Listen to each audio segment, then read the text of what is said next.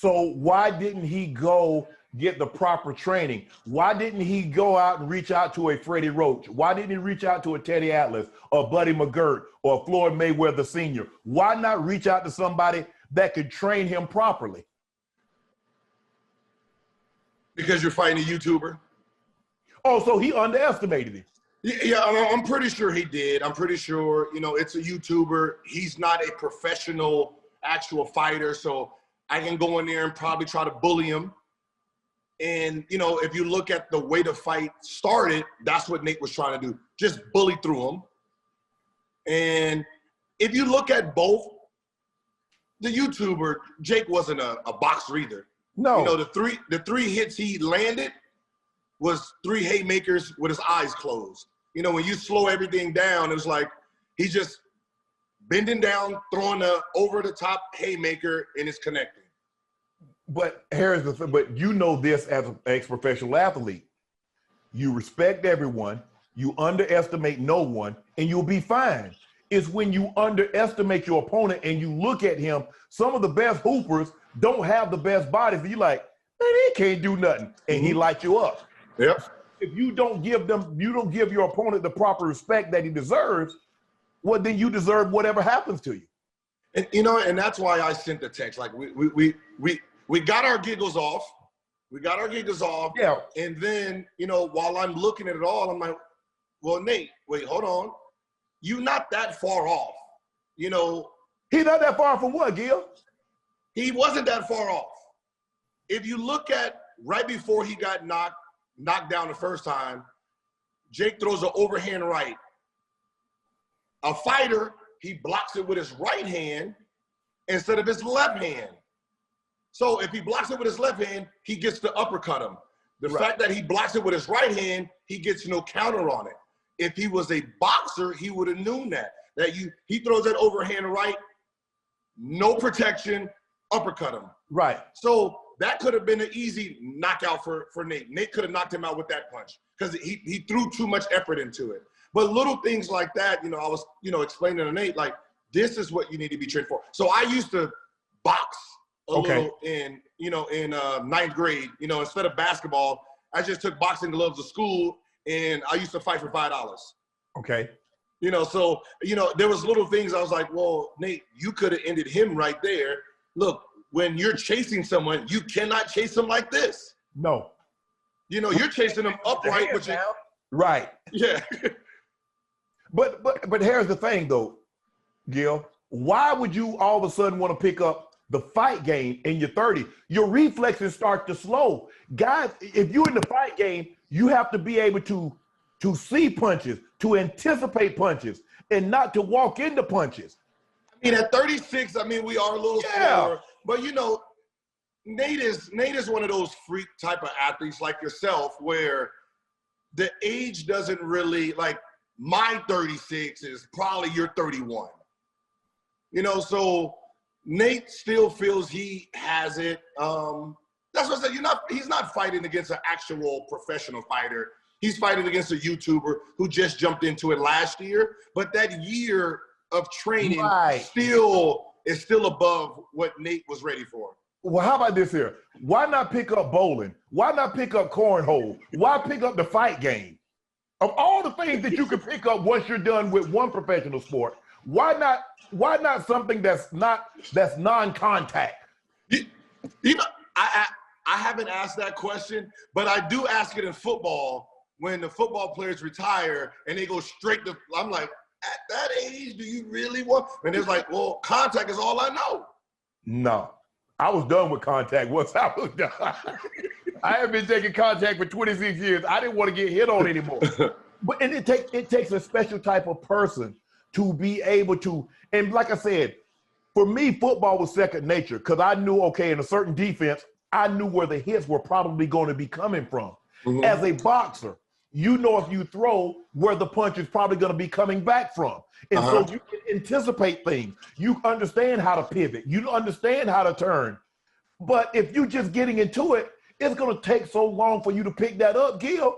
But, just like anybody who's been in a fight or watched fights, you think it's easier than it really is. Exactly. You get in, fighting through school, and you think, I can knock him out. And then you don't realize the precision, the timing is, you can't grab me. All that strength.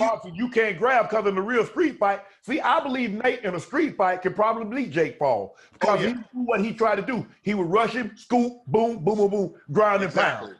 But in a boxing match, ain't no grabbing.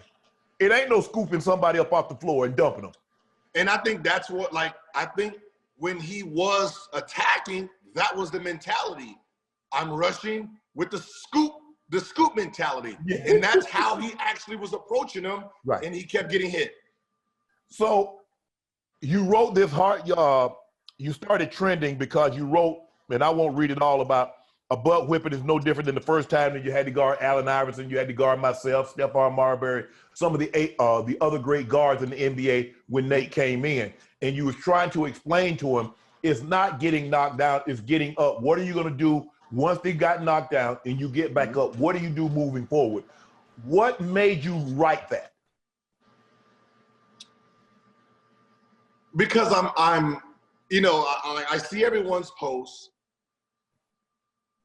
I know Nate personally.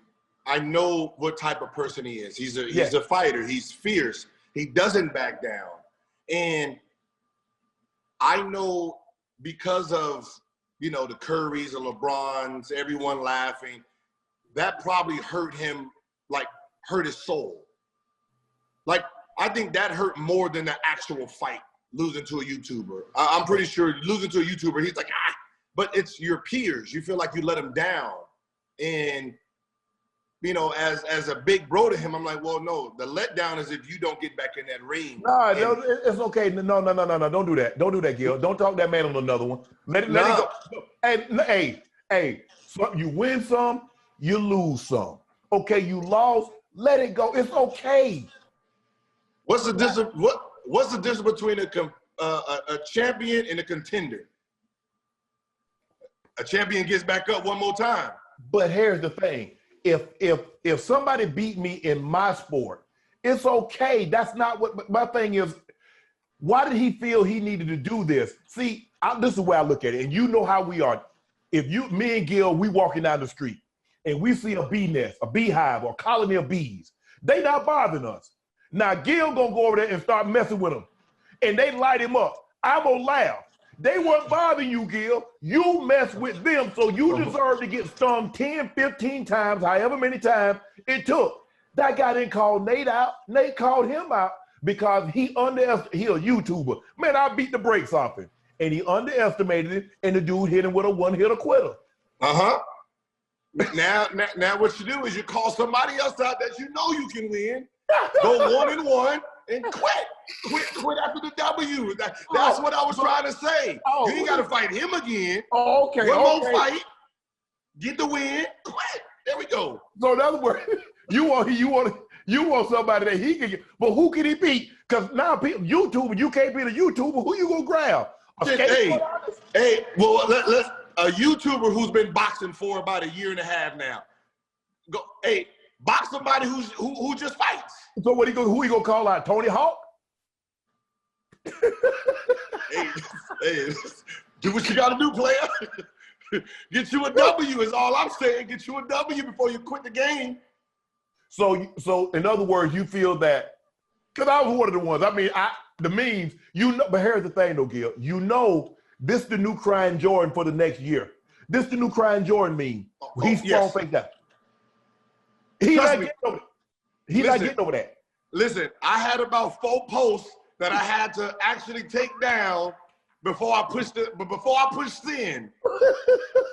pushed sin, I had to let what, I did that about 4 or 5 times. So you want a rematch, not necessarily with Jake Paul, but you want him to fight to have a 1-and-run record instead of an 0-and-1 record. Yeah, you get knocked down, but get back up. This is what we do. This is what we do. We athletes, we get back up. If we quit after we got knocked down the first time, there would be no one. But Gil, athletes have from being a professional athlete You know our problem is because we're great in one thing, we automatically assume we'll be great in something else. We automatically assume that without, oh, I can do that. Oh, I can do that. You know that's what get us in trouble. Yeah. Hey, listen, we just watched Charles Barkley win, right? No, we watched Phil Mickelson win. I don't know who, listen, first of all, I don't know who thought that two guys that are non-professional can beat a professional and even a slappy. It's like if you get two non-pros in basketball and you put a current NBA player with another slap, the pro's gonna win. Yeah. That's just the way it is. Phil Mickelson is one of the top golfers all time. And you actually thought Steph and Peyton Manning was gonna beat him and Charles as bad as Charles is. But look, he became a champion.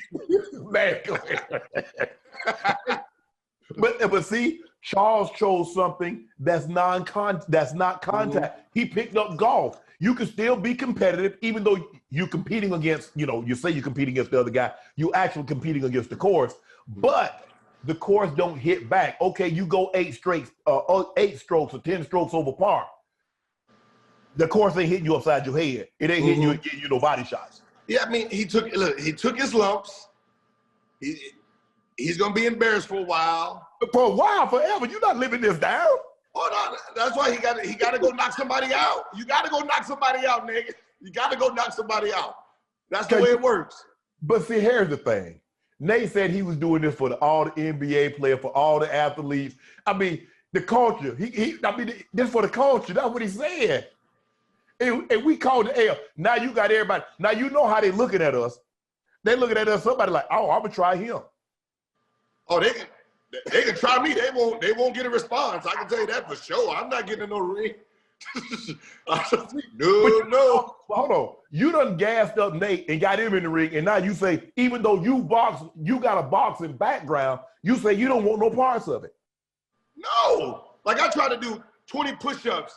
Nah, I'm not even strong enough to get in the boxing ring. I can tell you that for sure. You know what to do. Hit the subscribe button to become an official member of Club Shay Shay, where we always do something for two something.